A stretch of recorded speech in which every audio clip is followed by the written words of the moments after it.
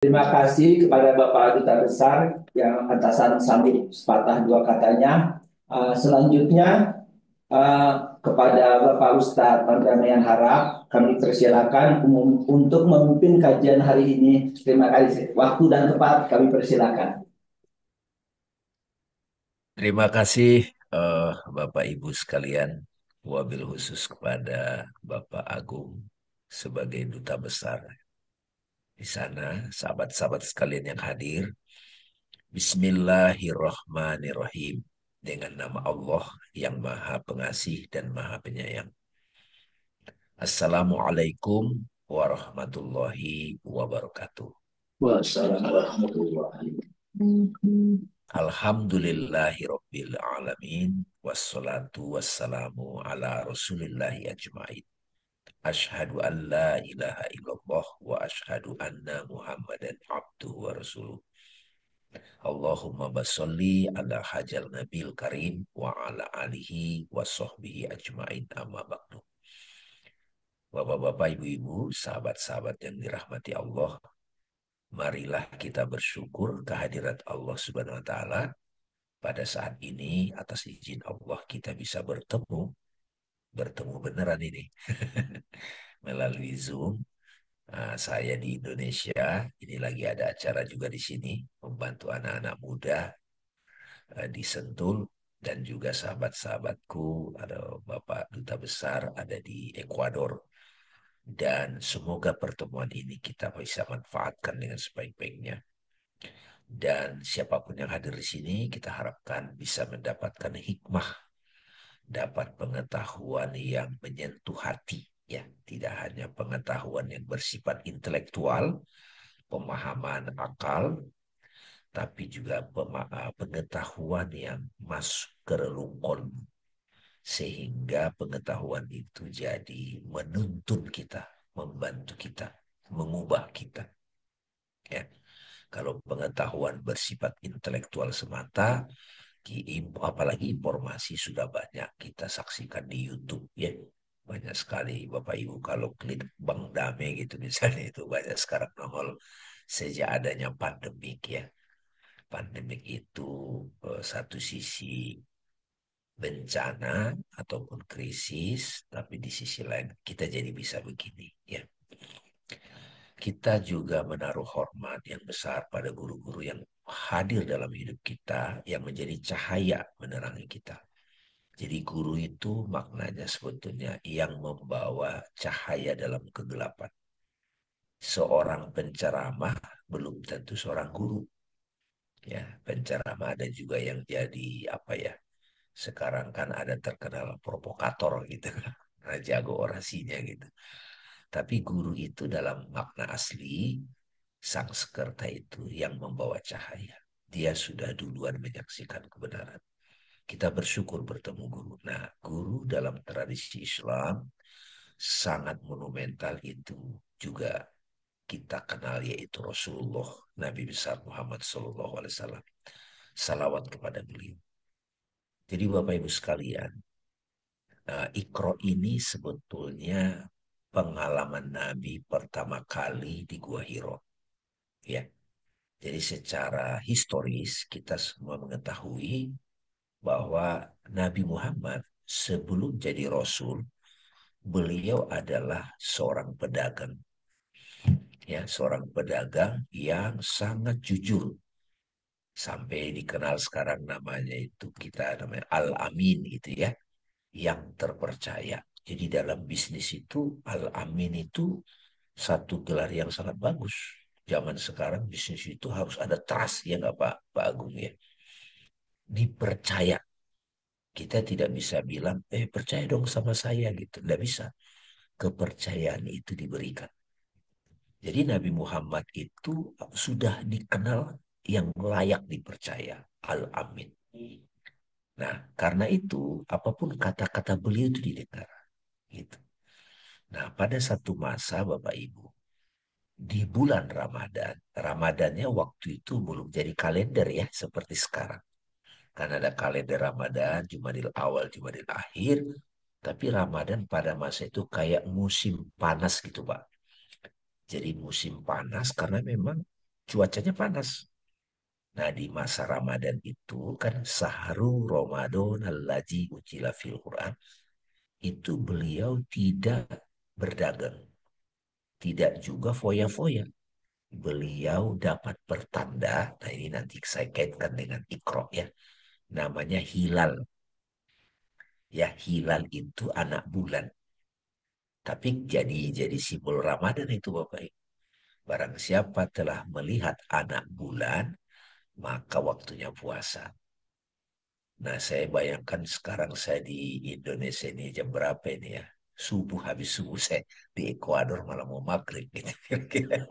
Jadi hilal kita beda kan gitu. Ya hilal gitu. Apalagi di sana agak kutub-kutub begitu gitu. Tapi tidak apa-apa. Itu secara kosmologi. Ya, alam itu suka dipakai pertanda oleh Tuhan. Tapi saya di sini mau memberitahu bukan hanya itu maknanya. Jadi hilal itu maksudnya bukan bulan yang kelihatan mata Bapak Ibu. Bulan itu adalah cahaya di kegelapan malam, betul ya? Ya, jadi kalau tidak ada cahaya matahari di kegelapan malam, yang kita andalkan adalah cahaya bulan. Itu Gitu. berarti. Ya. Jadi Bapak Ibu sekalian, kalau ada makrokosmos, alam besar, ada mikrokosmos, gitu ya. Saya suka contoh begini Pak Agung. Kalau ada Indonesia, kita mau tahu Indonesia, kita nggak usah keliling-keliling, cukup ke Taman Mini Indonesia Indah. Gitu. Saya tahu Batak, saya kan asalnya dari Batak, Sumatera Utara. Itu lebih banyak saya tahu sejarah Batak di Taman Mini. Apalagi sekarang ada Google ya. Jadi ada alam besar makrokosmos, ada alam kecil manusia. Jadi apa yang ada di alam besar, sesungguhnya maknanya ada di kita, ada di diri kita. Itu terkait ya. Jadi kalau di alam besar itu ada matahari, cahaya yang terang, di diri kita mataharinya adalah rohani, roh. Jadi roh gitu. Kalau di alam besar itu ada bumi, fisik, di diri kita tubuh ini. Tubuh ini adalah ardi. Ardi ya. Nah di alam besar itu ada bulan, maka di diri kita itu ada hati nurani gitu loh Pak. Jadi anak bulan itu adalah hati yang berbicara. Nah, itu kan kira-kira begitu. Di alam besar ini ada bintang-bintang. Di diri kita ada akal yang mencocok-cocokkan gitu ya. Makanya ada astrologi kan. Oh, bintangnya Aquarius itu, bintangnya Sagittarius. Jadi di alam semesta ini ada pola-pola. Ada hukum semesta. Ada sunnatullah gitu. Ada tabur tuai gitu. Jadi akal kita bisa menangkap hukum sebab akibat. Kalau orang malas-malasan, ya pada ujungnya ya nggak berhasil gitu. Jadi bintang itu simbol dari pengetahuan yang kita peroleh dengan perenungan intelektual. Nah di alam besar ini juga ada kegelapan. Nah kegelapan itu di diri kita Bapak Ibu adalah hawa nafsu. Ah ini kira-kira hawa nafsu. Jadi sepanjang hidup kita selama 11 bulan, kita menjalani hidup bukan mengikuti hati nurani, tapi hawa nafsu. Ah, gitu kira-kira Pak. Jadi hawa nafsu ini tidak boleh dibunuh, tapi harus dikendalikan. Ya, jadi Bapak Ibu sekalian, ada jasmani, ada rohani. Nah, rohani itu kehadiran Tuhan, Allah meniupkan rohnya di diri kita, ada namanya kolbu. Kolbu saat kita menyendiri, itu baru kedengaran tuh suara hati, suara nurani. Nah, jadi Nabi Muhammad, Pak Agung, Bapak Ibu sekalian, itu melihat pertanda dari suara hati. Kamu waktunya ke gua, gitu kira-kira Pak. Nah, nanti belum tahu apa nanti yang diperoleh Nabi. Selama 30 hari, ada yang bilang 40 hari, bertapa beliau di sana menyendiri. Turun lagi. Masa Ramadan datang lagi, beliau ke gua lagi. Bapak Ibu mau lihat gak gambar guanya ya? Saya kasih tahu guanya itu. Nah, kelihatan ya? Kelihatan tidak Pak? Hmm. Ya, kelihatan. Nah, ini saya mau tunjukin gambar gua itu dulu. Nah, disinilah beliau ya. Ini foto yang saya ambil kalau nggak salah waktu saya ke Gua Hiro, Pak. Ya, di tempat inilah Nabi Muhammad diajari Tuhan cara membaca peristiwa. Bukan sholat di sini, Pak. Hmm. Tapi merenung. Merenung. Ya, jadi Bapak Ibu sekalian, Nabi Muhammad sudah melihat pertanda. Ini saya mau berubah. Kita itu, Pak, baru mau berubah kalau sakit gitu kan. Kena stroke gitu kan, orang yang kita sayang meninggal gitu. Nah, jalan perubahan dengan cara harus terdesak itu namanya di Islam, guru saya suka ngajarin mahofah, Pak. Jalan the way of fear. Ini boleh dicatat. Jadi jalan manusia berhubungan sama Allah, salah satu jalannya namanya mahofah. Dari kata khauf. Harus ada masalah, baru ya Allah gitu kan, ya Allah gitu. Nah gitu ya. Jadi kalau berat badan sudah kelebihan, sakit-sakitan, nah baru tuh, oh saya mau berubah. Nah baru kedengaran suara nurani itu tuh pertanda itu. Nah ini kita bisa membaca diri nih Pak. Ya, apakah sakit itu yang sudah membuat kita terpuruk, kita jadikan hilal tanda agar kita mau berubah? Nah ini pertanyaannya nih. Soalnya ini nggak bisa maksa Pak Agung. Nggak bisa maksa. Mau berubah itu nggak bisa maksa. Itu masing-masing. Nah pertandanya, hilalnya bisa apa saja. Jadi kita udah mulai dapat nih. Membaca tanda-tanda peristiwa itu. Memaknai tanda ya. Sebagai pesan Tuhan. Nah, ada orang melalui penderitaan baru dia membaca, Pak. Saya sering banget sakit, kayak ada perusahaan saya bangkrut, itu baru saya ikro, Pak. Baru saya baca. Kalau hidup biasa-biasa, lupa diri seringnya gitu. Nah, jadi penderitaan itu bukan karena Allah tidak sayang sama kita. Apapun bentuknya, penderitaan itu adalah tanda yang Allah kirim kasih sayang sebetulnya cuma menyamar gitu. Nah, itu boleh dicatat itu Bapak. Nah, cara membacanya nanti insya Allah kita dapatkan ya cara membacanya. Pokoknya apapun itu jadi tanda. Nah, kebanyakan manusia tanda itu terasa kalau dari masalah, dari penderitaan. Cara seperti ini namanya the way of fear. Jalan takut.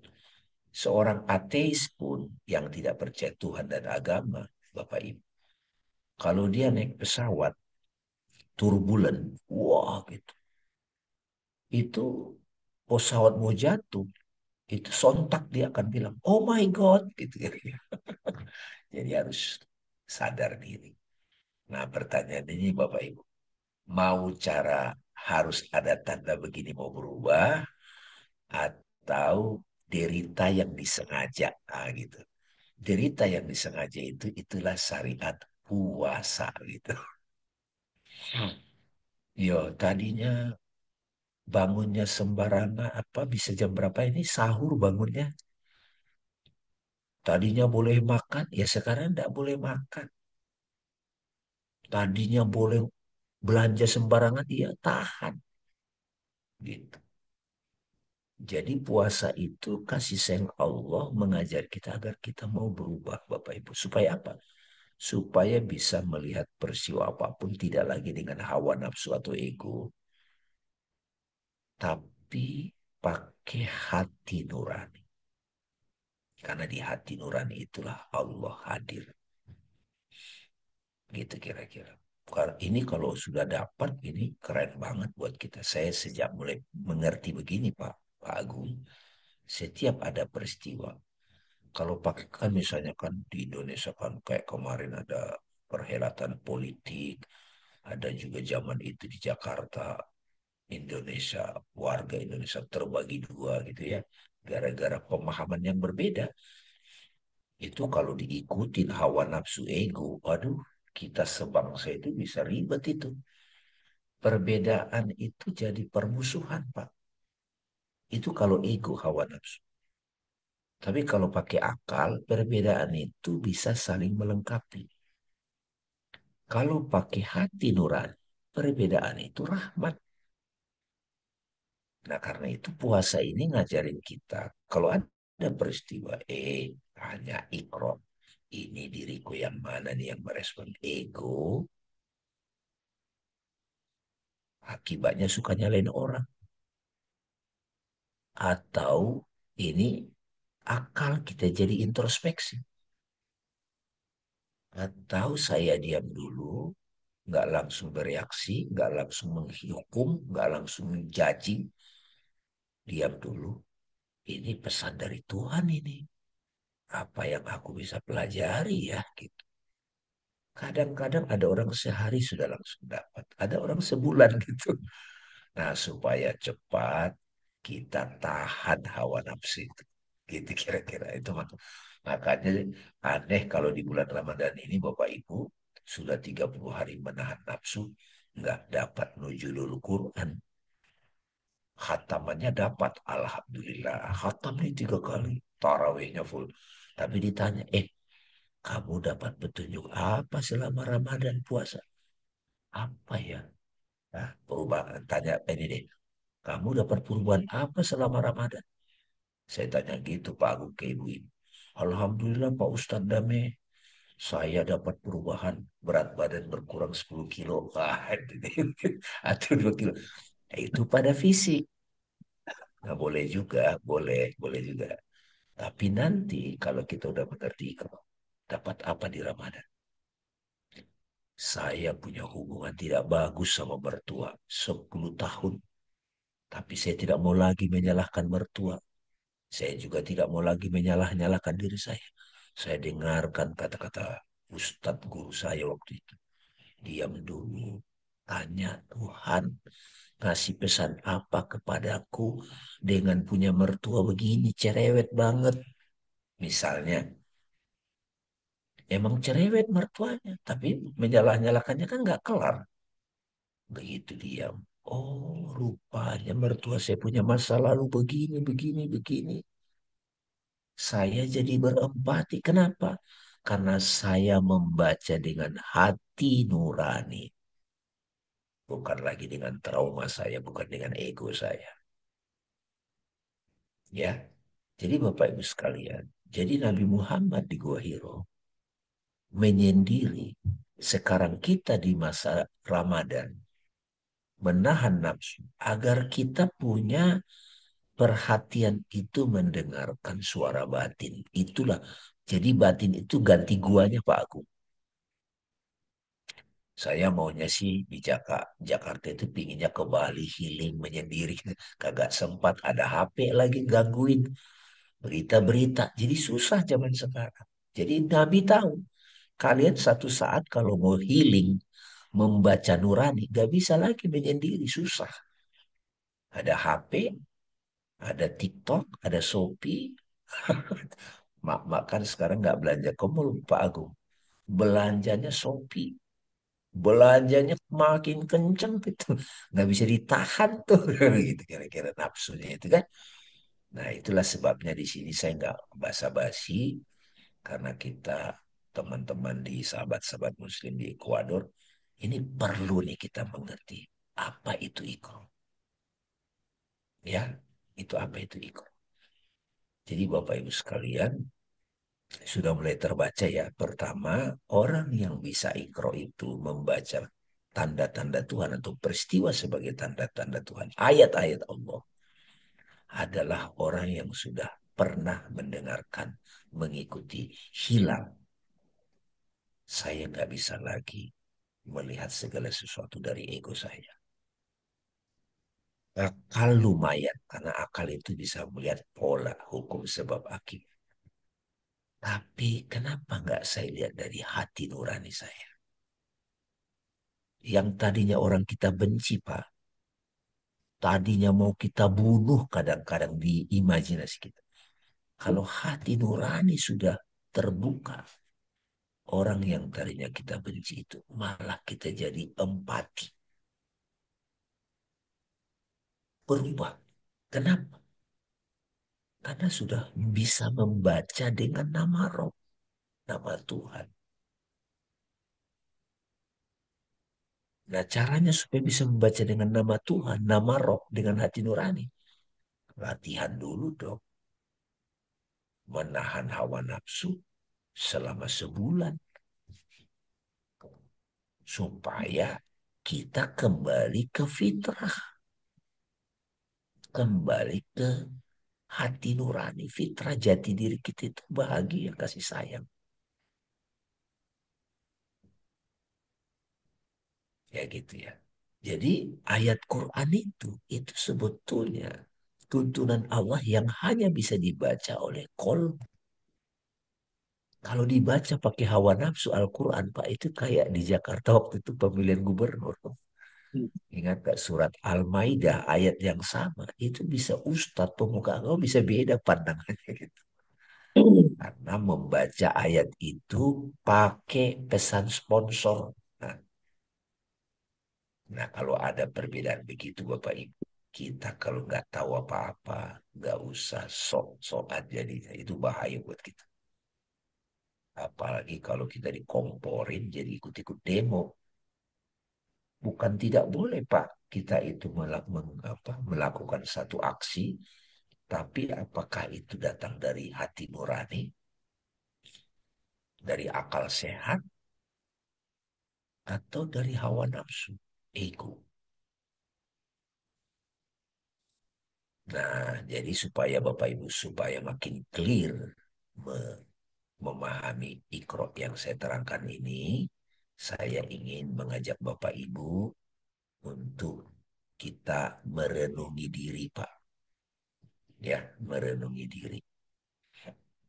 Ya, di sini saya ada gambar-gambar saya nih, Pak, boleh ya?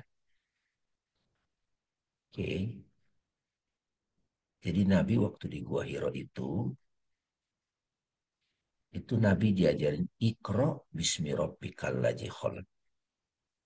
Bacalah gitu. Kalau baca ikro itu diartikan bacalah saja itu jadi terkesan itu tulisan. Padahal Nabi bukan baca tulisan. Makanya saya kadang mengartikan guru-guru saya bilang selidikilah, perhatikanlah, selidiki, amatilah, lihatlah, renungkanlah. Jadi satu kata ikro mencakup semuanya Bapak Ibu. Bacalah dengan nama Rob. Kan gitu.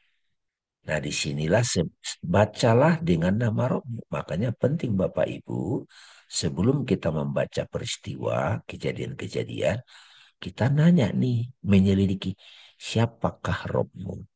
Siapakah yang membaca? Nah untuk bisa ke situ Pak, kita perlu bertanya, siapakah aku? Gitu. Kan ada hadis mengatakan, siapa yang mengenal dirinya, dia mengenal Tuhannya. Man arofa nafsahu, fakot arofa robbahu. Ada kata robbahu. Ikro bismi rob, gitu kan. Ada kata rob di situ. Jadi saya mau kasih sedikit sharing cara membaca diri yang simple. Nah, secara sederhana ada budi, ya budi ini dengan bahasa Arabnya jisim. Ada panca indera. Tapi di diri kita yang terdalam ada spirit, Pak. Ada roh, sang kesadaran. Napas ar-Rahman gitu, Pak. Jadi kita sekarang bisa bernapas karena ada roh itu. Kalau sudah nggak bernapas, Pak, jasmani ini dikubur gitu. Napas kehidupan. Nah, rumah dari roh itu namanya kolbu. Ini yang disebut nanti baitullah. Antara jasmani dan rohani ada mind atau soul. Di situ ada pikiran, perasaan, ingatan, imajinasi, kehendak. Nah, kalau ditanya siapakah aku itu lebih pantas disebut roh, Pak. Roh itu. Roh itu dari mana? Dari Allah. Nah ini ayat ini. Aku adalah roh sang hidup. Ya, kemudian apabila telah aku sempurnakan kejadiannya, maka wanafaktu fihi min ruhi ya. Aku tiupkan roh aku kepadanya. Jadi roh gitu. Jadi diri kita itu adalah roh. Nah ini ada ayat lagi. Kami lebih dekat dari urat lehernya gitu. Sudah dapat ya Pak ya? Jadi ada aku jasmani. Jadi jasmani ini kayak kendaraan bagi roh.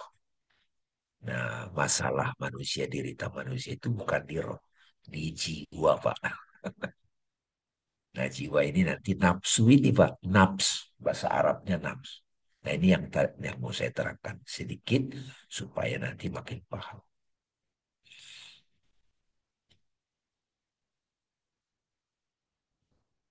Nah, saya lanjutkan sedikit lagi.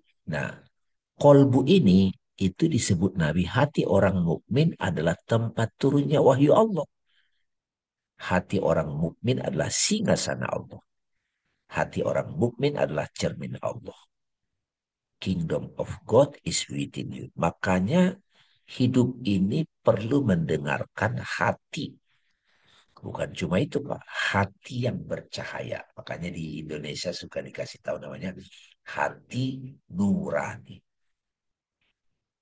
Nah, Bapak Ibu sekalian, sebelum kita ke ikrotnya, nah ini yang saya terangkan tadi Pak Agung. Ya Alhamdulillah nih, ini ada gambarnya, boleh dipoto ya. Ini ada rekamannya, ini perlu ditonton ulang nih.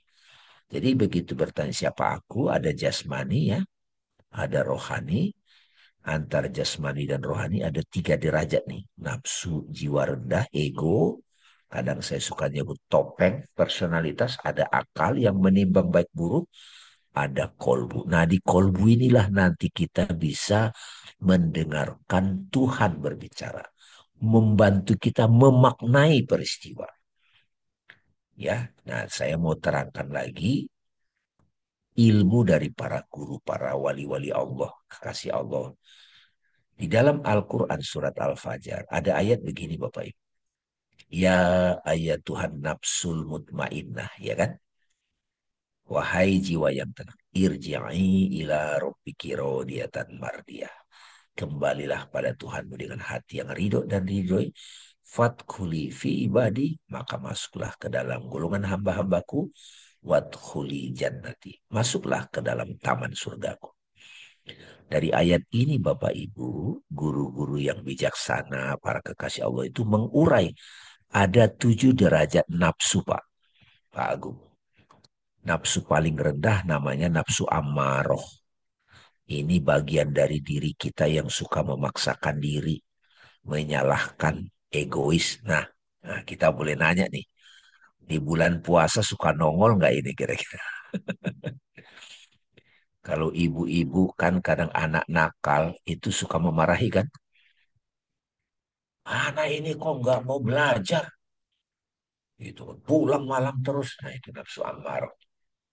Anaknya marah juga. Mama juga nggak peduli sama aku. Marah ketemu marah. Apa yang terjadi? Ngambek-ngambek kan. Katakanlah kita punya pengalaman itu. Marah si ibu marah. Anaknya banting pintu. Masuk kamar. Si ibu itu ke kamar. Narik nafas. Gitu. Tadi ngapain ya saya ya? Gitu. Marahin anak gitu.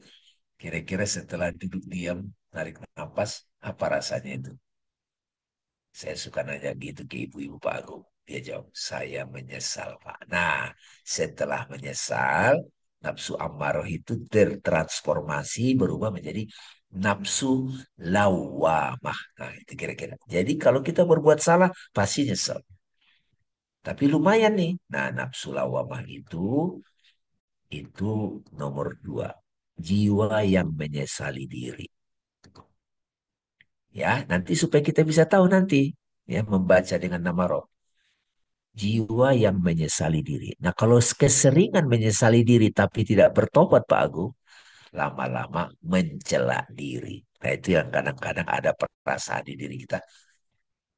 Hubungan sama anak gak bagus. Aduh, ibu macam apa aku ini. Nah, itu pejabat habis pensiun, Pak Agung. udah nggak bisa ngapa-ngapain, itu biasanya post power syndrome. Ah, itu nafsu lawamah, merasa tidak berguna lagi. Nah, itu bahaya itu. Kalau tahu ilmu ini nanti kita bisa membaca, kita jadi bisa membaca setiap fenomena hidup sebagai petunjuk Tuhan. Nah, setelah ibu tadi memarahi anak, ini si belasinya biar dapatnya. Aduh, saya menyesal nih. Harusnya nggak begitu deh cara mengingatkan anak. Kayak ngomong sendiri. Kalau dia lagi nggak puasa, oh anak tak tahu diri. Ah, gitu. Tapi kalau ini lagi puasa, harusnya gimana ya? Dia ngomong sendiri, Pak Agung. Nah, tiba-tiba akalnya aktif. Oh, ini caranya kayaknya begini. Oke nih. Kalau cara ini kasar. Dia bisa melihat baik buruk dari setiap perbuatannya dan konsekuensinya. Nah, tadi nafsu yang menyesal itu transformasi jadi nafsu mulham. Jiwa tahu baik buruk dirinya. Nah, itu nomor tiga, Pak. Ini makanya saya sebut itu akal nih. Nafsu mulhamah adalah jiwa yang terinspirasi positif dan negatif. Jiwa yang bisa introspeksi diri.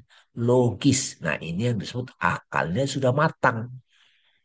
Kalau akal dikuasai nafsu amarah, itu bisa akal-akalan. Nah, kalau akal dikuasai nafsu lawama, akalnya mendramatisir seolah-olah dia paling menderita di dunia. Nah, ini setiap hari, Pak, ada kejadian ini bereaksi nih tiga nafsu ini, Pak. Ya, sudah mulai dapat Bapak Ibu. Nah, karena itu kita setiap melihat ada peristiwa, jangan buru-buru protes. Jangan buru-buru bereaksi marah, itu jadi nafsu amarah. Jangan buru-buru juga baper. Kadang-kadang kan Pak, kalau seorang suami memuji baju istrinya, mama bajunya bagus, gitu. Istrinya baper, bapak menghina ya. Nah, padahal memuji gitu kadang-kadang. Kenapa? Karena banyak luka. Itu lawama. Memorinya banyak luka. Jadi banyak kejadian. Kadang-kadang kita membaca pakai jiwa yang terluka. Bukan jiwa yang mulhamah. Gitu ya. Jadi kembali ke ibu tadi yang cerita, yang marahin anaknya. Dia udah gak nafsu ammaro, dia gak nafsu lawama, dia mulai ke nafsu mulhama. Oke, besok kalau anak saya nakal lagi gimana ya caranya ya Allah? Tuh ini udah bertahun-tahun nih berantem mulu sama anak ya. Fenomenanya bisa teman-teman kaitkan dengan sendiri pengalamannya ya, bisa dengan mertua, rekan kerja, bisa dengan ya sahabat lama yang konflik apa saja. Nah, si ibu itu, ya Allah, aku menyesal telah memarahi anakku.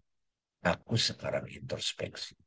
Tapi aku nggak mau lagi ini berulang terus. Aku nggak sanggup. Ya Allah, aku pasrahkan padamu. Ampun ya Allah. Aku mohon ampun. Ajari aku.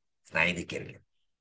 Begitu kita sudah sadar kita nggak sanggup mengubah diri, kita mohon pada Allah agar diajar. Ya Allah, aku mau belajar. Beri petunjuk. Begitu kita pasrah pada Allah agar membantu kita menyelesaikan fenomena itu, masalah hubungan dengan anak itu atau dengan apapun, tiba-tiba jiwanya jadi tenang, Pak. Nah, itu namanya nafsul mutmainnah. Ini, Pak, pada saat kita berserah diri pada Allah, jiwa jadi mutmainnah, tenang, hening. Nah, ini nih hening. Karena jiwa di bawah ini sudah jinak, Pak. Udah jinak. Pada saat hening itulah, ya ayat Tuhan nafsul mutmainnah. Ajak Allah ngajak ngobrol. Hai jiwa yang tenang. Irji'i ila rabbiki radiyatan mariyah. Kembali pada Rabbmu Tuhan. Dengan hati yang ridho, diridho. Setelah kita hening, Pak. Tiba-tiba kita dapat hikmah. Pada saat kita dapat hikmah. Itu yang disebut nafsu rodiyah. Jiwa yang ridho.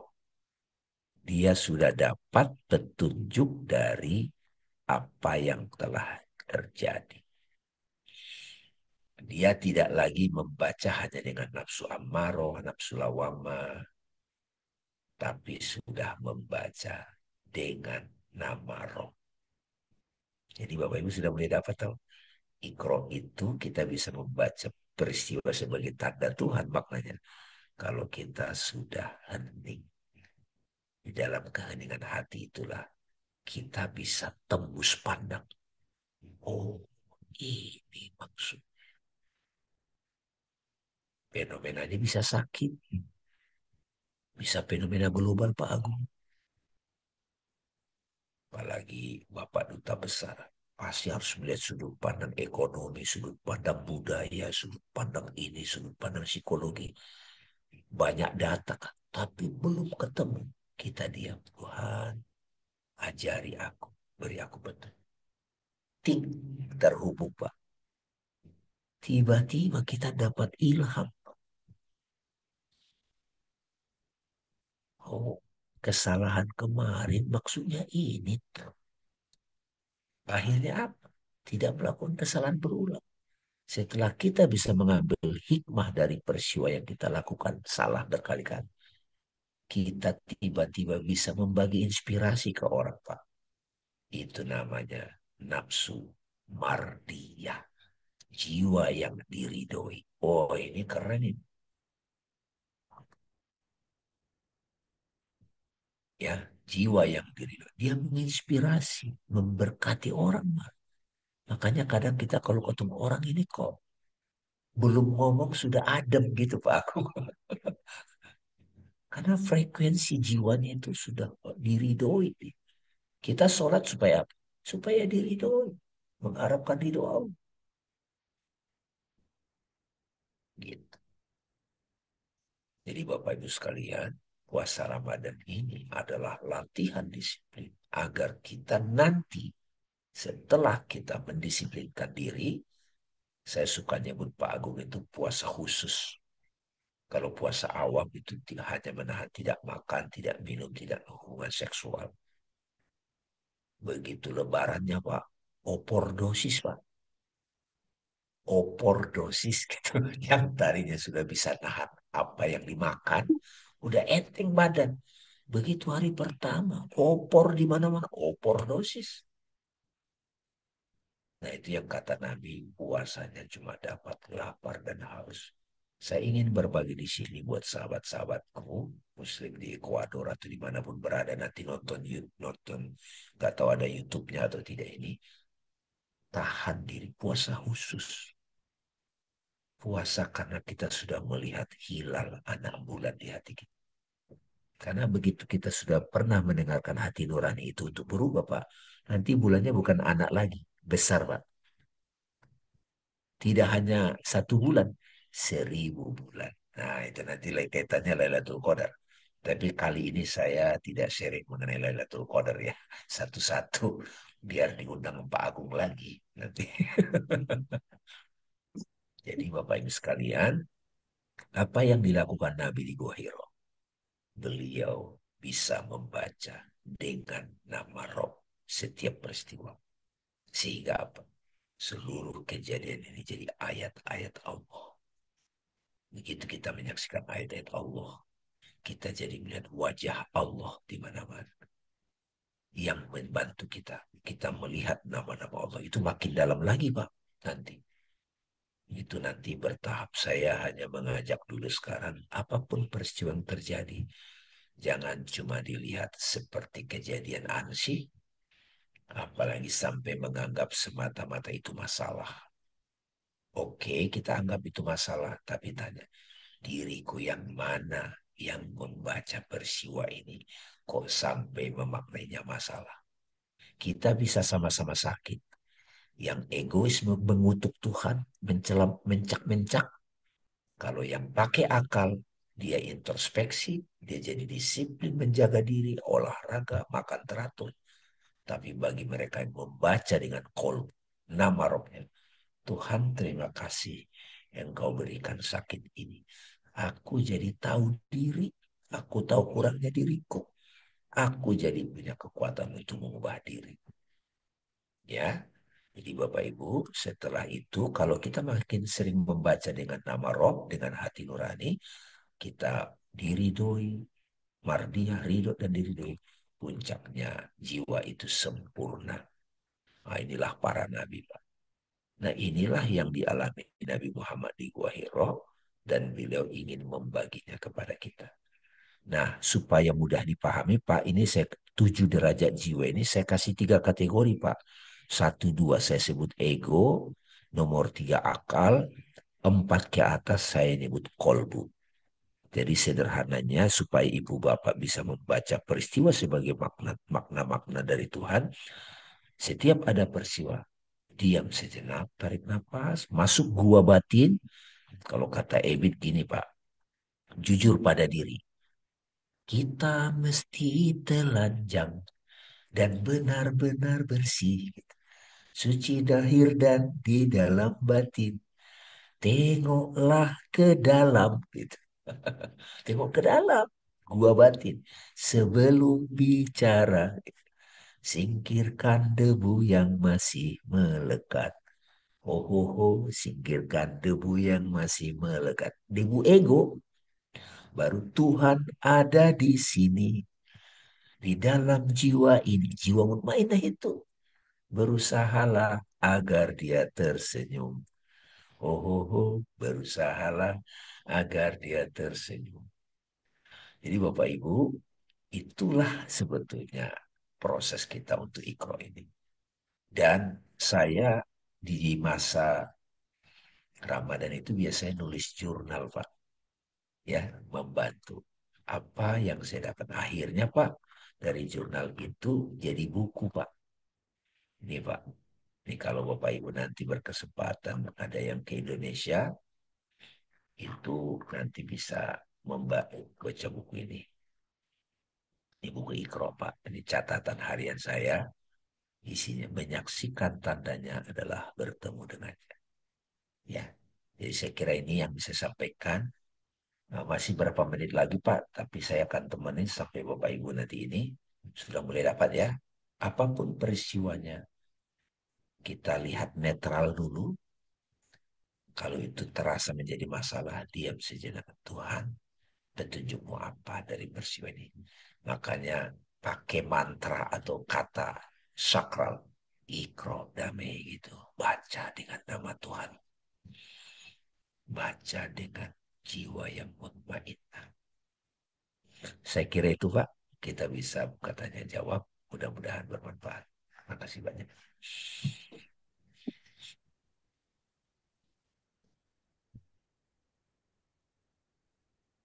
Terima kasih kepada Pak Ustadz Pandangan Harahap yang telah memberikan tausiahnya. Semoga apa yang telah dijelaskan mengandung makna kajian yang ini dapat kita lakukan untuk introspeksi diri dan untuk meneladani dari si kajian ini. Untuk selanjutnya di sesi tanya jawab, untuk pertama-tama termin yang pertama dari Wito, kalau yang dipersilakan kepada yang mau bertanya. Boleh saya, Pak?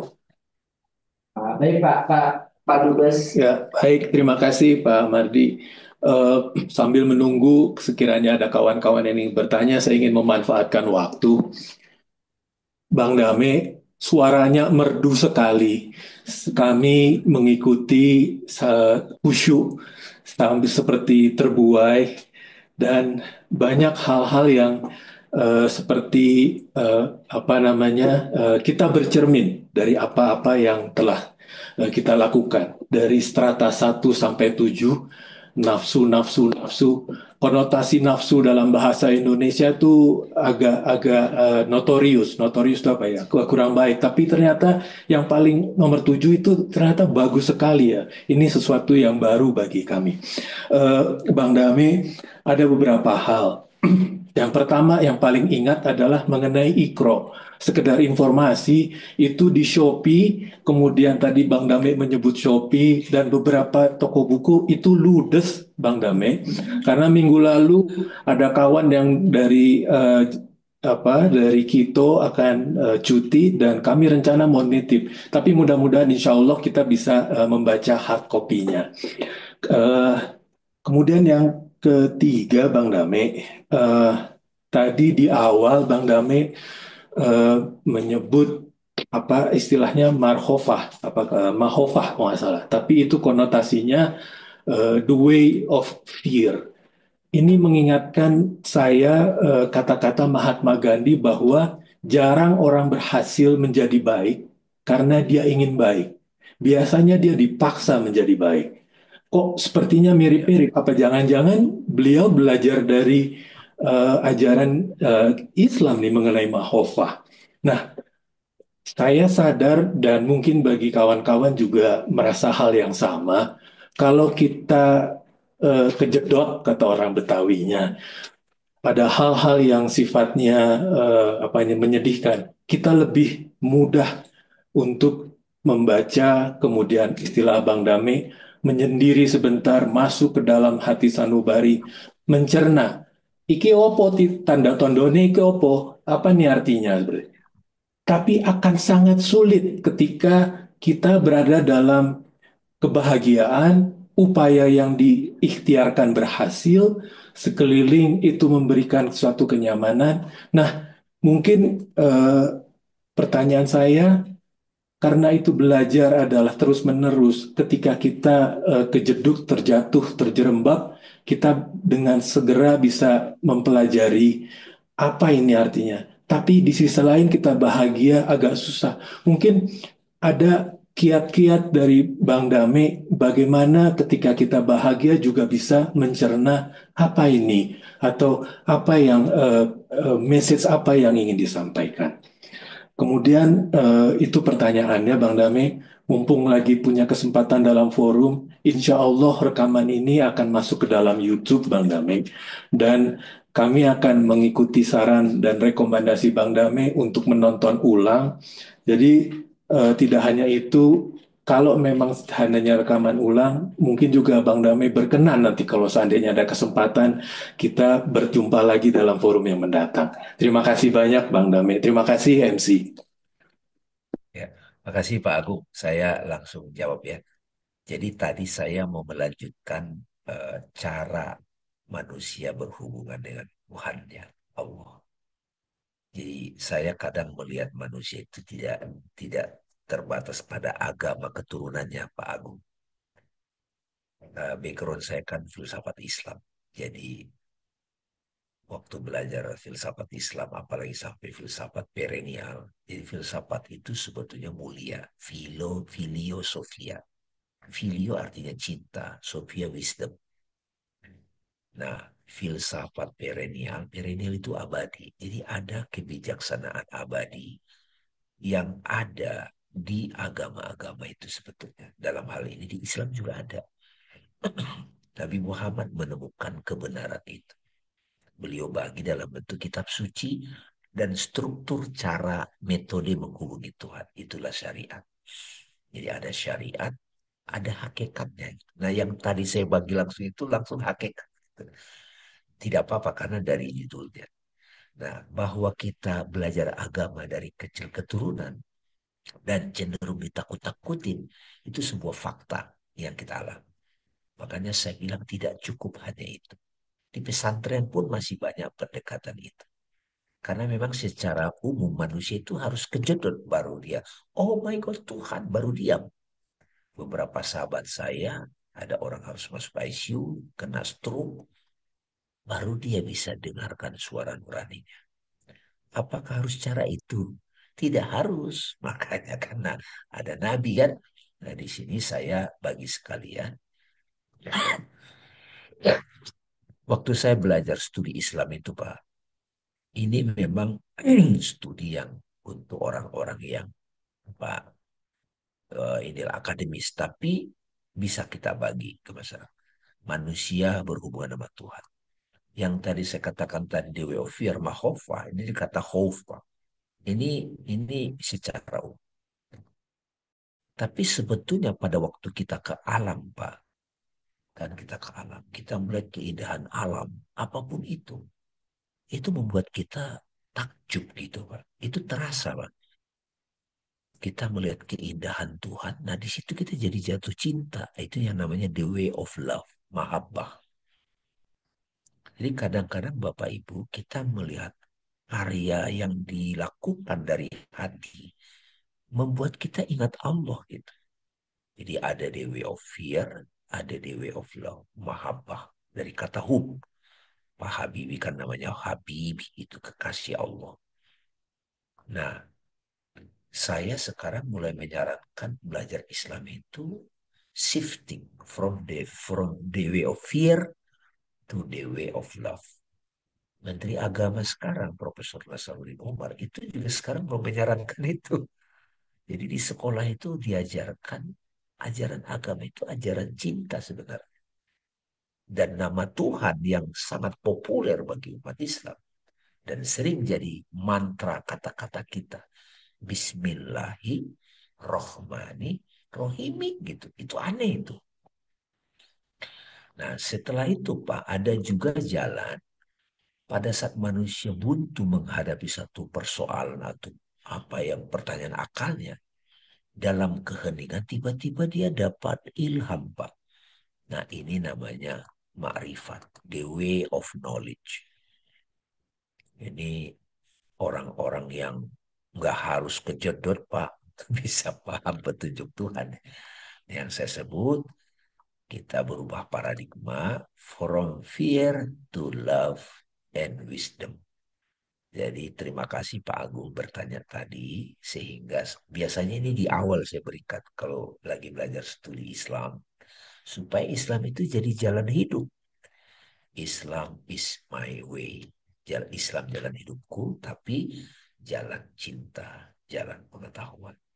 Bukan berarti jalan fear itu jelek, tapi tidak harus seperti itu. Nah, kalau besok datang ada penderitaan, fenomena masalah, itu sudah bisa ikro gitu. Nah, tadi kan dibaca surat Ad-Duha tuh. Itu tadinya menarik juga tuh. Kapan-kapan boleh kita bahas Ad-Duha. Itu kan ayat berikutnya setelah Iqra. Jadi lama Nabi tidak bisa komunikasi dengan Tuhan. Duh, kok lama banget ya? Karena, nah akhirnya Nabi merasa ditinggal gitu. Wadduha walaili ija saja. Ma wadda. Aku tidak meninggalkanmu, kata Tuhan. Gitu. Karena duha itu Pak, cahayanya baru muncul gitu Pak. Itu ada simbol juga tuh. Jadi duha itu masih baru dikit cahayanya, belum juhur gitu. Nah, satu saat kalau kita kontemplasi hakikat simbolik makna-makna dari ini waktu sholat, subuh maknanya apa, juhur, asar, maghrib, isya, itu keren banget Pak. Belum gerakan ini, kenapa gerakannya begini? Kenapa nggak anak Gen Z kan kalau foto begini kan Pak? Ini maknanya bisa duit, bisa juga love gitu. Ya kan? Ya Ya. kan? Ah, kenapa sholat itu begini? Karena ini simbol natural, universal, menyerah. Tuhan aku nggak sanggup, aku menyerah. Makanya kata-katanya Allahu Akbar. Sambil tarik nafas. Jangan bertengkar Kamu lagi udah ya? urusan ini, urusan ini, Kamu urusan udah ini, gak usah matiin. bertengkar.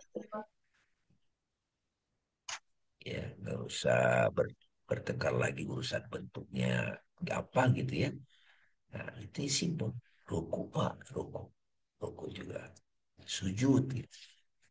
Ya, jadi kalau kita sudah melihat sholat itu dari perspektif jalan cinta, jalan pengetahuan, itu keren banget, Pak. Jadi selama ini kan kayak hafalan dulu, pokoknya ikut dulu deh gitu, kayak kayak hewan gitu, pokoknya manut aja dulu. Nah, begitu kita sudah shifting, ya perubahan paradigma dari kacamata the way of love, dari the way of fear to the way of love, the way of knowledge, maka nanti akan mempengaruhi hidup kita. Menjalani hidup, kita jadi hubungannya cinta dengan Allah. Pengetahuan. Jadi tidak lagi sekedar budak. Karena ada orang beribadah, kayak budak harus ditakut-takutin. Imam Ali bilang begitu. Ada orang beribadah seperti budak harus dicambuk. Ada orang dagang transaksional, boleh-boleh saja. doa, minta-minta gitu. Ada orang karena mencintai Allah. Wah ini luar biasa. Nah yang kita ikut di sini itu kombinasi love and knowledge, Pak. Jadi sekarang kalau misalnya saya ada sakit, oke nggak enak, tapi nggak mau lama-lama berkeluh kesah. Tuhan ini kasih sayang, karena aku nggak tahu keadaanku. Engkau ingatkan lewat sakit. Kan jadi beda tuh, Pak. Jadi sakit itu ada orang sakit tapi tidak menderita, Pak. Menderita itu psikologi, itu respon hati, respon batin. Hanya banyak beberapa sahabat yang kena cancer, begitu dikasih tahu ikro, uh, dia tetap lakukan proses saintifik ya ke dokter, kemoterapi, tapi cara beliau, caranya untuk menyikapi beda. Begitu dapat hikmahnya, ridho dan diridhoi, kok penyakitnya pergi ya? Itu Pak yang ajaib. Nah itu bisa fenomena apapun. Jadi moga-moga sahabat saya udah bisa nih. Tapi latihannya puasa Pak. Karena kalau nggak jinak setannya, hawa nafsunya itu susah bacanya. Susah banget deh. Gitu kira-kira. Jadi nggak harus menderita ya. Tapi kalaupun datang, ya udah kita baca. Ada saya mau kutip ceritanya Jalaluddin Rumi, Pak. Wali Allah. Di Turki kan kena Jalaluddin Rumi. Beliau kan tahu anaknya takut monster. Jadi kalau malam-malam ada ibaratnya monster gitu ceritanya. Dia takut. Satu hari bapaknya Rumi, Jalaluddin Rumi, menyamar pakai topeng monster. Dia takut-takutin anak. Wow, wow, wow. Anaknya nggak takut. Udah, wah, dia takut, nggak takut anaknya. Akhirnya Rumi putus apa? Aduh, kok nggak takut? Dia nanya. Kenapa kamu nggak takut? Nah, biasanya kan kamu takut sama monster. Anaknya jawab begini, Pak. Ini hikmahnya dalam ini. Aku nggak takut ayah monster itu. Karena aku tahu di balik itu ayah, katanya. Jadi kalau kita menyadari monster itu simbol derita, masalah, orang yang menghina. Debt collector itu kayak monster loh, Pak. Itu kalau nagih gitu. Panggil KPK gitu kan misalnya. Pokoknya itu. Tapi nggak boleh pura-pura nih, harus betul-betul nengok ke dalam tadi seperti kata Ebi. Begitu kita bisa membaca dari hati nurani dan oh, masalah memang ada di luar. Oke, oke. Tapi itu Tuhan yang menyamar. Nah, kalau udah begitu kan seperti Buya Hamka. Ada filmnya itu. Zaman bukan. Beliau di penjara. Karena dianggap sebagai antek-antek dari komunis waktu itu. Apa aliran keras lah Islam. Pasal beliau di penjara itu gundah gulana. Beliau sebagai penulis tasawuf modern yang di situ bicara bab pertama kebahagiaan. Sebagai penulis dia nggak bahagia. Akhirnya sipirnya itu penjaga penjara dia yang bahagia karena baca bukunya. Mau bunuh diri, Buya.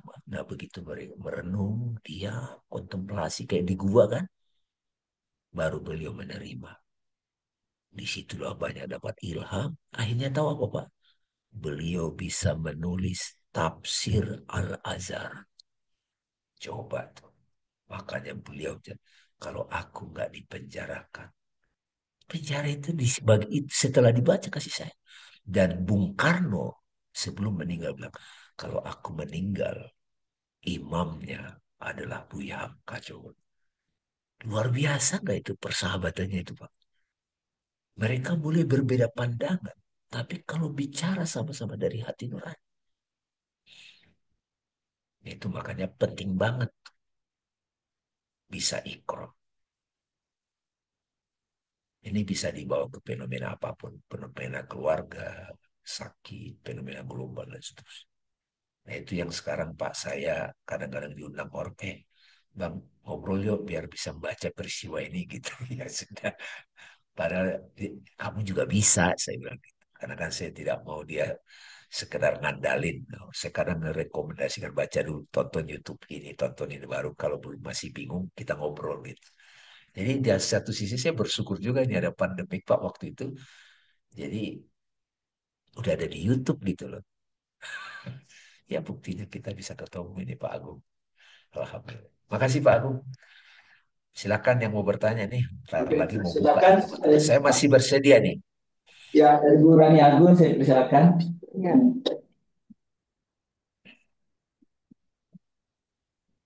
Assalamualaikum warahmatullahi wabarakatuh. Waalaikumsalam warahmatullahi wabarakatuh. Pak atau Bang Dame, saya ingin sekedar bertanya ini ya. Em, saya tertarik sebenarnya untuk bisa membaca buku Iqro. Ada e-booknya nggak Pak? Wah, ya ya ya boleh. Boleh. Ya. Oke. Sepertinya sih kalau saya dengar-dengar ini buku ini meminta kita untuk selalu belajar ya. Ikro sendiri juga mungkin meneliti diri sendiri itu sebenarnya juga belajar terus kan. Kita harus belajar terus tentang diri kita sendiri gitu. Em, Kalau kita bicara tentang belajar kan tentu di situ ada eh, keterkaitan dengan kecerdasan ya seseorang ya. Apakah kecerdasan spiritual, kecerdasan intrapersonal seseorang itu mempengaruhi bagaimana cara kita memandang tanda-tanda dari Allah ini dan bagaimana kita bisa memaknainya gitu. Itu dari saya, Bang Dame. Terima kasih. Assalamualaikum Makasih Bu warahmatullahi Rani. wabarakatuh. Ya. Waalaikumsalam. Waalaikumsalam. Saya juga lagi mempersiapkan buku Iqro itu ada teman berbahasa Inggris, Pak. Jadi karena dia lawyer, banyak itu dia teman-teman ini juga apa para duta besar dulu ada almarhum Ibu Astari Rashid ya. Hmm. Nah, beliau ikut diskusi-diskusi, Ibu Dini juga ikut dan lain-lain. Jadi ada sahabat di situ bilang, wah aku pingin ini ke bahasa Inggris ya. Ya mudah-mudahan nanti ada Murani ya dapat bukunya. Asiknya sih yang hard copy-nya gitu, yang kopinya gitu. Ada kok Pak masih banyak, nanti saya kirim linknya. Nah, kembali ke situ, Bu. Memang saya juga waktu belajar tentang parenting, pendidikan, kan ada multiple intelligence ya. Ada ESQ, ada emotional question, spiritual question, dan seterusnya. Itu versi sains modern. Ada juga multiple intelligence, kecerdasan musikal, intrapersonal. Nah, yang saya berikan tadi itu dari para sufi, para wali Allah. Nah, sama juga Bu, tapi sebetulnya kalau yang yang tadi saya sampaikan itu lebih clear Bu, karena datang dari ilham, dari revelation. Jadi kapan, apakah orang pintar lantas lebih bisa membaca dari kolbu? Enggak Bu. Orang pintar kadang-kadang egonya gede gitu. Kalau tadi kita simak uraiannya, justru ketika si ibu tadi sudah pakai akal, udah bisa, belum bisa dapat petunjuk. Hanya baru petunjuk intelektual. Tapi begitu sudah sadar, aku tidak mampu ya Allah mengubah diriku dan mengubah anakku. Aku berserah padamu. Setelah berusaha ya, nggak ujuk-ujuk lompat. Itu nanti fatalistik. Ya udah deh, pasrah aja. Nggak gitu. Pasrah itu ada usaha maksimum dulu, baru kita sadar kita tak mampu, ada rendah hati, humility, baru kita berserah. Nah, begitu berserah, Bu, di situ kita merasakan batin kita mutmainah, tenang. Dalam ketenangan itulah tiba-tiba Tuhan buka rahasianya. Itu Bu maksud saya. Kita bisa melihat yang orang lain tidak lihat. Pengungkapannya ada di surat Al-Baqarah itu. Alif, Lam, Mim. Itu kan simbolik. Zalikal kitab. Kitab itu maksudnya bukan buku. Karena zaman Nabi belum ada cetakan. Kitab itu maknanya pengetahuan itu. La raiba fihi hudal lil. Tidak ada keraguan di dalam. Petunjuk bagi mereka yang bertakwa. Ya, takwa kan salah satu buah dari puasa, Pak. Takwa itu jiwa yang sudah memprotek dirinya. Alert. Istilah Jawanya ada, Pak. Eling lan waspodo. Nah, itu sudah buah dari puasa itu jadi waspodo. Mawas diri. Siapa itu? Alladzina yu'minuna bil ghaib. Mereka yang beriman pada yang goib itu unseen. Dia bisa melihat makna tersembunyi gitu, Pak. Kita sama-sama ngelihat lukisan, tapi beda persepsinya pemaknaannya. Tergantung kesadaran yang mana yang kita pakai. Nafsu yang mana? Nafsu amaro, nafsu lawama, mulhama, mutmainnah, atau yang sudah diridhoi. Jadi Bu Rani, ini alhamdulillah nih. Kita hal yang kecil-kecil aja mulai. Itu yang saya bilang kalau saya sarankan itu jurnal Pak. Saya bikin jurnal. Buku Iqra itu hasil jurnal. Oh, fenomena ini saya baca. Tapi saya nggak ceritakan konteks. Saya langsung ke isinya. Jadi aliran Pak. Makanya beberapa teman yang baca, kok saya kayak dapat petunjuk. Karena itu ditulis bukan kayak nulis tesis. Saya tesis S2 saya itu nggak saya baca lagi. Malas saya Pak. Karena itu karena tugas akademik. Tapi kalau tulisan yang datang dari hati nurani, itu powerful ternyata. Kalau Ebit kan jadi lagu. Kalau Khalil Gibran, nah itu kayak Khalil Gibran nulis The Prophet. Itu keren tuh. Atau Paula Coelho itu ada The Alchemy gitu-gitu. Itu karena ditulis oleh dari aspirasi hati, Pak. Nah, jadi kita jadi bisa berlatih gitu, Bu Rani. Alhamdulillah ya Bu Rani ya, jadi bisa ngobrol nih. Makasih Pak Didit kayaknya Tanda ada raise hand. angkat tangan dari saya. Pak Didi, Pak Didit, Bu Didit. Bu Didit, kami persilakan untuk bertanya. Baik, terima kasih. Assalamualaikum warahmatullahi wabarakatuh. Waalaikumsalam. Bang Dame, terima kasih atas waktunya. Saya rasanya pernah juga nih kali mendengarkan kabar Bang Dame di alumni SD SMP itu. Bang Dame mungkin belakangan sering disebutkan oleh alumni-alumni. Suara suaranya kurang jelas ya? Suaranya pertanyaannya, Pak. Oh, oke. Bagaimana sekarang? Oke, lumayan. Ya, terlebih dulu saya ingin menyampaikan terima kasih kepada Pak Agung dan Bu Rani yang telah mengundang kami, saya dan istri saya. Sebetulnya ini saya bukan anggota dari KBRI Kuito, Pak. Saya adalah mungkin teman sekolah ya dari Bu Rani ya. Istri saya itu mungkin teman sekolah dari Bu Rani, nggak tahu teman SMA, terus SMP, SMA mungkin ya Bu Rani ya. Ada dua pertanyaan kami, Pak, atau saya.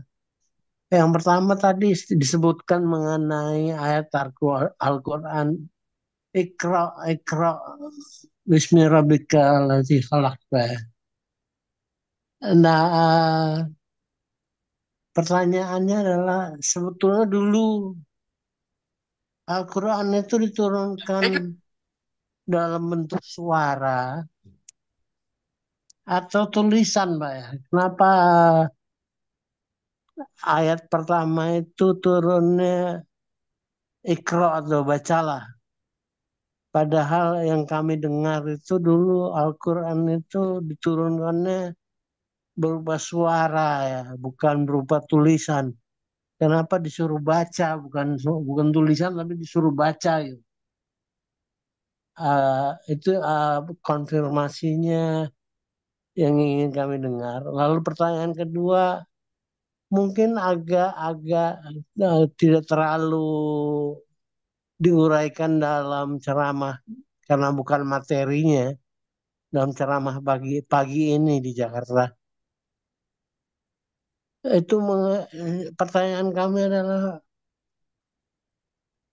eh, mengenai sholat dalam hubungannya tadi dengan Bang Dami itu selalu ingatkan kita untuk yang mengenai batin, hati yang memanggil-manggil, sering memanggil-manggil kita. Eh, ini juga saya sering dan ini dalam bulan puasa ini kebetulan ingin memperdalam pengetahuan agama. Kita ingin tahu kenapa sih kalau subuh tuh kita cuma disuruh sholat 2 rakaat. Kenapa subuh cuma 2? Saya masih kuat lebih dari 2 rakaat, Pak. Gitu apa 2 pertanyaan itu. Yang pertama mengenai ikro, yang kedua mengenai sholat. Kenapa subuh cuma disuruh 2? Maghrib cuma disuruh 3 rakaat. Kenapa nggak lebih? Maghrib juga saya masih bisa lebih dari 3. Ditambah dengan ada salat sunnahnya maghrib ya mungkin. Eh, itu saja Bang Rame. Mudah-mudahan bisa terjawab. Assalamualaikum warahmatullahi wabarakatuh. Waalaikumsalam warahmatullahi wabarakatuh. Iya Pak, jadi ini kalau di kajian pembahasan hakikat Al-Quran Pak, kita biasanya belajar hakikat dari wahyu Pak. Jadi sebenarnya ketika Nabi mendapatkan wahyu, kalau bahasa Inggrisnya kan bagus tuh Pak, revelation, reveal gitu. Nabi waktu diajarin membaca, itu aku nggak bisa baca. Itu maksudnya bukan nggak bisa baca huruf gitu. Karena memang bukan huruf yang dibaca. Yang dibaca adalah peristiwa, Pak. Peristiwa. Jadi kalau misalnya kita memaknai Iqra itu sekedar baca, dalam pikiran orang Indonesia itu tulisan. Makanya tadi saya terangkan sekilas. Kata Iqra itu bisa juga kayak saya menggunakan mata untuk bisa membaca lukisan, mengetahui lukisan. Saya makan bakso. Supaya saya tahu baksonya kan saya tidak hanya pakai melihat pakai mata. Saya cicipin pakai lidah. Jadi saya tahu enak atau tidak. Jadi membaca pada level terluar itu juga bisa pakai panca indera, Pak. Saya bisa pakai hidung saya menghirup. Oh ini bau parfum ini. Ini bau duren ini. Saya membaca aroma gitu. Saya membaca lewat telinga gitu suara gitu. Ya, jadi pada level terluar membaca itu melibatkan alat yang Tuhan kasih panca indera. Tapi tidak hanya itu, kita juga membaca pakai akal gitu Pak, akal. Nah, akal itu bisa membaca pola. Kalau saya lihat asap pasti ada api gitu. Jadi mereka yang sudah bisa membaca pakai akal dewasa, itu itu para ilmuwan Pak. Tapi tidak cukup hanya membaca pakai akal, itu hanya logis. Di atasnya itu ada membaca dengan kolbu, Pak. Nah, ketika membaca dengan kolbu, disitulah kita melihat makna terdalam. Nah, bagaimana caranya kita membaca dengan kolbu? Nama Robmu gitu. Nah, itu ada latihan puasa itu, Pak. Karena kalau kita belum tundukkan hawa nafsu kita, membacanya demi kepentinganku, dengan kepentingan egoku gitu. Jadi wahyu itu turun itu pada saat Nabi bertafakur diam hening. Nah disitulah Nabi dapat ilham kayak langsung gitu. Kan kita kan dapat petunjuk kadang nggak pakai mikir Pak. Gitu. Nah zaman sekarang ada yang nyebut intuisi. Tapi intuisi itu masih lebih rendah. Intuisi bisa dilatih kayak submontir. Dia memperbaiki mobil banyak gitu kan. Udah ratusan mobil. Mobil saya rusak. Saya kasih teman perbaiki mobil saya yuk. Dia coba jalan, dia udah tahu rusaknya di mana. Kenapa? Intuisi. Tapi kalau ilham, Pak, kalau bagi kita nih, bukan nabi kan kita, itu karena hatinya bersih. Nah, hati yang bersih itu disimbolkan kepada nabi namanya ummi. Umi satu makna artinya ibu, kan umi ibu kan. Tapi ibu juga dalam bahasa Arab maknanya itu tidak terkontaminasi, pure, murni. Gitu Pak. Nah ini yang gini-gini dari pertanyaan Bapak ini jadi terkuakkan sedikit-sedikit. Jadi Nabi itu tidak tepat kalau disebut buta huruf. Karena beliau sudah dagang Pak dari beliau itu bisnismen gitu.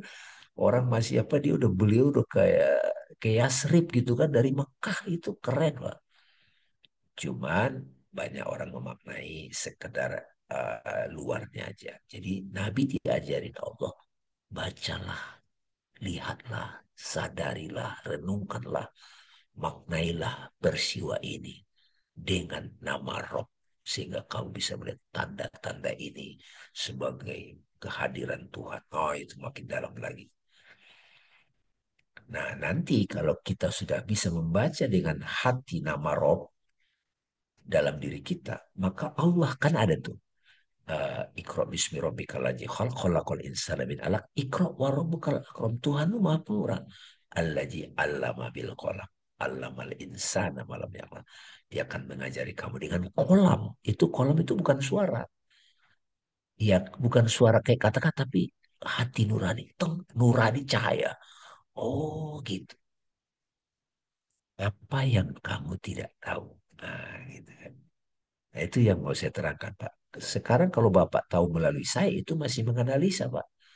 Tadi kan Pak Agung bilang, kok kita kadang, kan tadi di awal saya kasih pengantar, kita tidak hanya mengetahui lewat pemahaman intelektual, tapi lewat hati yang terasa. Nah, itu yang tadi bilang Pak Agung. Nah, seorang profesor kalau dia mengajar dengan kemarahan, dengan trauma, itu nggak nyampe. Tapi seorang guru agama, ustadz, pemuka agama, dibicara dari hati nurani, itu terasa tembus. Nah, mengenai tadi sholat tadi itu ada sisi sendiri, Pak.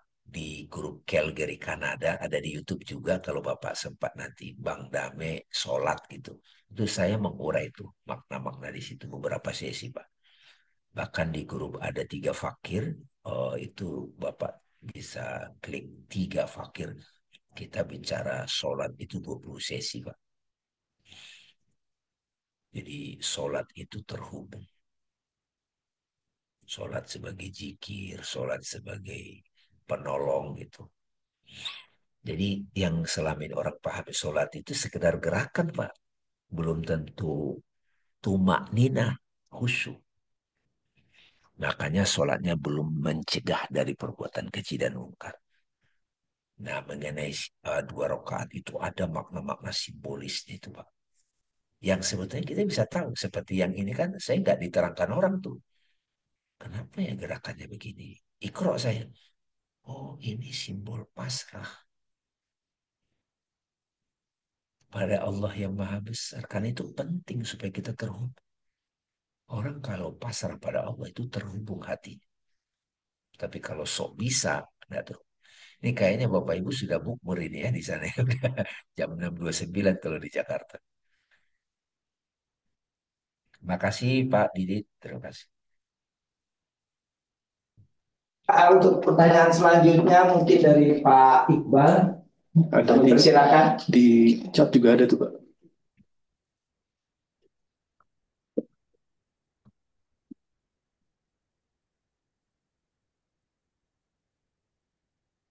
Assalamualaikum. dapur ini dulu ya. Dari chat dulu boleh? Oh ya Pak, boleh. Silakan. Bagaimana cara membedakan suara hati dan bukan suara hati? Kedua, seperti apa ciri jiwa yang tenang? Ketiga, bagaimana tata cara hening supaya bisa tercerahkan? Nah, kalau mau tahu suara dari Tuhan lah, gitu. Kan tadi ada nafsu-nafsu kan. Nafsu-nafsu itu kadang mewakili jiwa hewani kita, Pak. Makan, minum, itu serakah. Ada akal yang suka tipu-tipu, itu setan. Nah, ada malaikat dalam diri kita, suara-suara yang menunjukkan kepada cahaya. Nah, kalau di dalam diri kita masih bertengkar, itu belum dari Tuhan, Pak. Cirinya gimana? Pada saat kita duduk hening, pasrah. Metodenya itu, Pak. Pasrah, ngaku tidak bisa. Nah, pada saat pasrah kita bisa dibantu dengan untuk hening tenang itu dengan praktek napas sadar, Pak. Saya suka di begitu. Karena ini saya dapat waktu saya mati suri.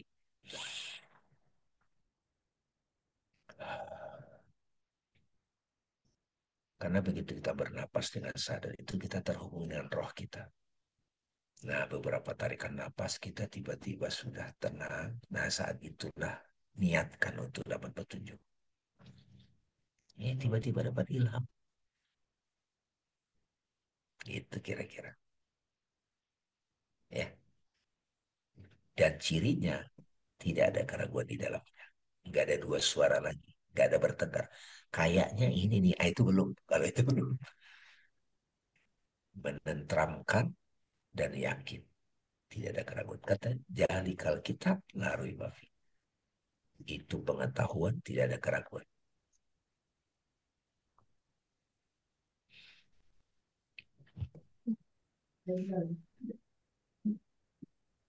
Selanjutnya Pak Iqbal. Sorry. Assalamualaikum warahmatullahi wabarakatuh. Al-Mukarram eh, Bang Demen. Langsung saja ke pertanyaan Pak Ustadz. Yang pertama, Bang Dame, tadinya satu pertanyaan ini sudah akan ditanyakan, tapi sudah ditanyakan oleh Pak Didi dari Jakarta. Jadi saya beralih ke pertanyaan yang lain. Masih terkait dengan surat Al-Alaq, surat pertama yang diwahyukan Allah melalui malaikat Jibril kepada baginda Rasulullah SAW. Setelah Iqra, kemudian ada ayat berikutnya, Bismi rabbikal ladzi khalaq. Pertanyaan saya adalah, kenapa di sini Allah memilih kata Rabbika, bukan Bismillahilladzi misalkan. Bismillahilladzi khalaq, tapi Bismi rabbikal ladzi khalaq. Dan di ayat lain juga kita tentu mengetahui ada yang bagian yang dipilih dengan terminologi Rabb, ada juga dengan terminologi ilah dan terminologi Allah. Itu yang pertama Bang Dame. Kemudian yang kedua, tadi sebelum masuk ke acara hari ini saya sempat lihat di YouTube ketika Bang Dame berdialog dengan Kang Abu Makruh. Di situ saya mengquote satu ucapan dari Bang Dame, yaitu membaca buku dengan kesadaran rohani. Itu yang disampaikan ketika dialog dengan Kang Abu Makruh. Nah, pertanyaannya, sebenarnya konteks membaca dengan kesadaran rohani itu apakah untuk semua bacaan dalam hal ini buku atau hanya untuk buku bacaan yang bersifat spiritual saja? Dan kalau misalnya ini bisa diimplementasikan untuk semua bacaan dalam konteks membaca dengan kesadaran rohani, Eh, mohon elaborasi lebih lanjut dari Bang Deme mengenai cara membaca dengan kesadaran rohani. Demikian Bang Deme, terima kasih.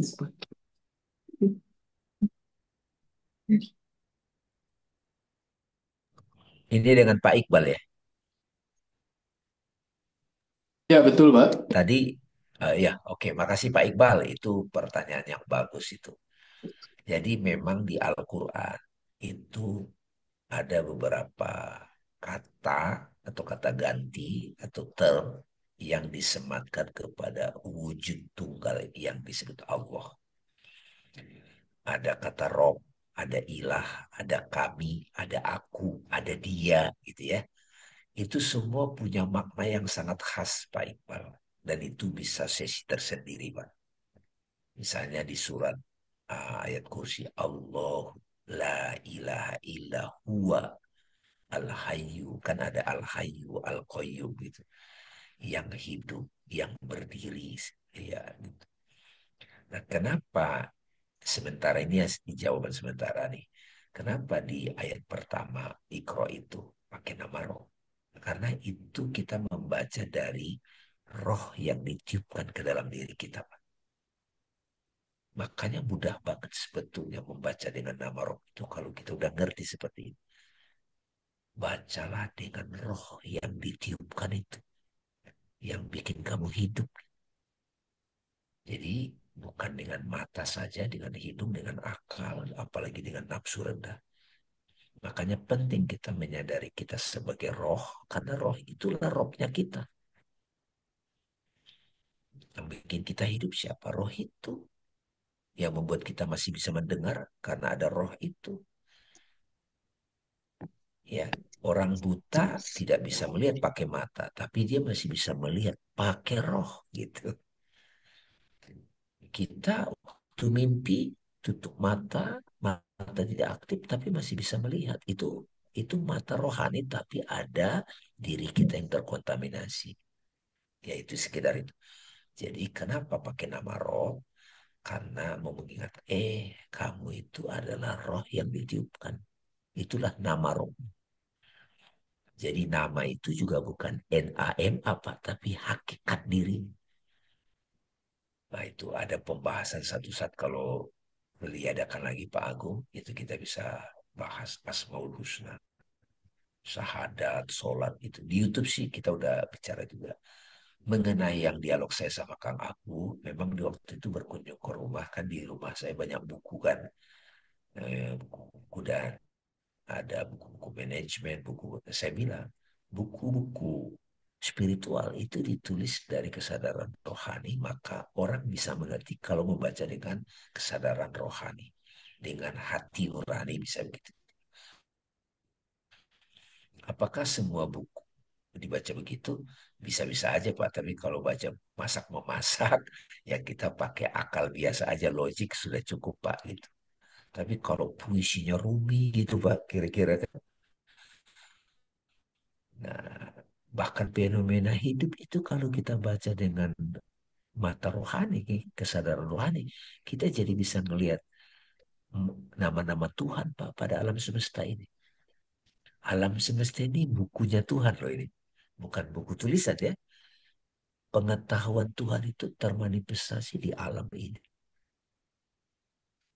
Nah itu nanti pelan-pelan ke situ Pak. Supaya jadi kita mengagumi bagaimana Nabi Muhammad atau ulama-ulama yang hatinya bersih itu melihat dengan dahsyat banget. Kayak Ibnu Sina Pak, dia ulama sekaligus juga ilmuwan. Ya, dia dokter, dia astrolog, dia ahli matematika, macam-macam. Nah, saya sendiri jadi, ini ilmu itu dari Tuhan sebetulnya, bukan ilmu kita. Dia yang ngajarin. Lewat mana? Dia lewat rohani kita itu, Pak. Nah, akal kita nanti mengurainya. Tapi sumbernya bukan dari akal. Dari kolbu. Jadi nama Rob itu kalau nama Allah itu Ismul Azam yang berada di balik semesta ini. Alhamdulillah. Allah. Alhamdulillah. Segala puji bagi Allah. Robnya semesta. Gitu. Rob itu yang mengatur. Aktif. Nah yang aktif menghidupkan kita ya roh itu. Itu nama Robnya kita. Nanti diurai lagi dia punya sifat-sifat Pak. Sifat melihat, mendengar, mengasihi, adil gitu. Saya kira itu Pak. Alhamdulillah. Sudah buka belum di sana Pak? Sudah, Bang. Sudah, Bang. Sudah. Alhamdulillah ya. Ya. Terima kasih Pak Tame. Saya kira karena waktu yang sudah tidak memungkinkan, saya kira saya cukupkan dulu kegiatan acara ini.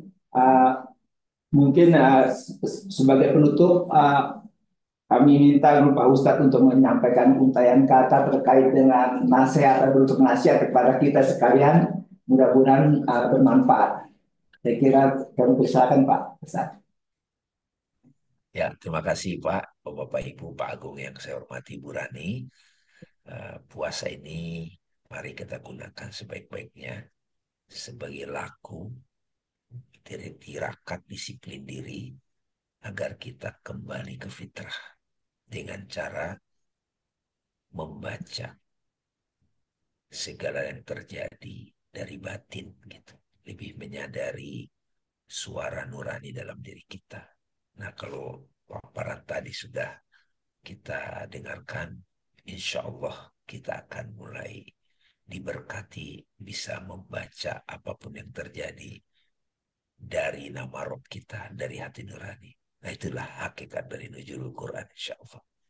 Terima kasih Pak Agung, Bu Rani, semuanya. Mohon maaf atas segala kekurangan. Jika Allah nanti menghendaki, menakdirkan, kita niatkan, kita bisa bertemu lagi di sesi-sesi berikutnya. Assalamualaikum warahmatullahi wabarakatuh. Alhamdulillah. Untuk penutup acara ini juga kami persilakan sekiranya Pak Dubes untuk menyampaikan sepatah kata. Baik, terima kasih Pak Mardi. Mungkin sebelum saya menutup ada observasi atau mungkin ingin yang disampaikan kepada Bang Dame, silakan. Ya, izin Bang Dame, terima kasih banyak sudah meluangkan waktu, tenaga dan pikiran untuk kami semua yang jauh di Quito ini. Mudah-mudahan semua yang Bang Dame sampaikan hari ini bermanfaat buat kita semua yang ada di sini. Dan mohon maaf kalau ada kesalahan kami. Dan juga di sini saya ingin menyapa beberapa teman saya yang mungkin Bang Damai kenal, yaitu Ibu Diah dan Ibu Ami dari Humanisti. Silakan. Ibu Diah dan Ibu Ami dari Yayasan Humanisti, monggo silakan. Hmm? Terdengar ya suara saya? Kedengaran. Kedengaran ya. Ya. Rani, Agung, terima kasih dan juga sudah diundang ke kajian Bang Dame. Terima kasih Bang Dame pencerahannya hari ini.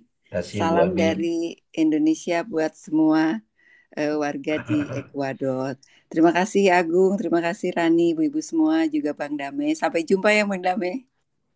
Iya, Assalamualaikum warahmatullahi wabarakatuh. Bang Dame, kami ini senior saya di kampus dan kemudian senior saya di swasta sebelum saya masuk ke pemerintah. Iya ya, Agung udah berapa puluh tahun ya nggak ketemu ya. Semuhun. Aduh, hatur nuhun nuhun, ya hatur Agung nuhun. ya. Sukses selalu ya Agung, sehat-sehat semuanya. Amin, hatur Ya, nuhun. nuhun, makasih. Dame, terima kasih juga ya pencerahannya. Bu Rani dan Pak Agung ini sahabat saya dari SMA. Jadi dalam kesempatan ini saya juga mau berterima kasih banyak untuk Agung dan Rani yang sudah banyak mensupport kegiatan Yayasan Humanisti. Kita hanya bisa mendoakan semoga Pak Agung dan Bu Rani senantiasa sehat dan diberikan kelancaran, kesuksesan dalam menjalankan tugas negara. Amin ya Rabbal alamin. Ya, ditambahkan juga saya lupa mengucapkan terima kasih Agung dan Rani yang sudah mensupport Yayasan Humanisti, yaitu organisasi sosial untuk pendidikan anak-anak duafa dari dulu kala ya, Rani. Terima kasih Rani, Agung. Mas Ami, sami-sami Mbak Ami. Terima kasih sudah membantu saya juga di sini yang jauh dari sana sehingga kami bisa menyalurkannya lewat Yayasan Humanisti. Terima kasih banyak Mbak Diah, Mbak Ami. Assalamualaikum. Waalaikumsalam warahmatullahi wabarakatuh. Jadi Bang Dame sudah terbongkar lah ya.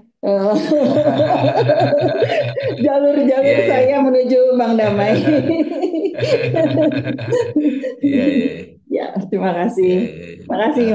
Assalamualaikum. Alhamdulillah, Bang Dame, saya atas nama kawan-kawan di sini dan juga teman-teman yang ikut dengan Zoom ingin sekali lagi menyampaikan terima kasih atas waktu dan terutama ilmu dan pengetahuan yang dibagikan kepada kita pada kesempatan ini.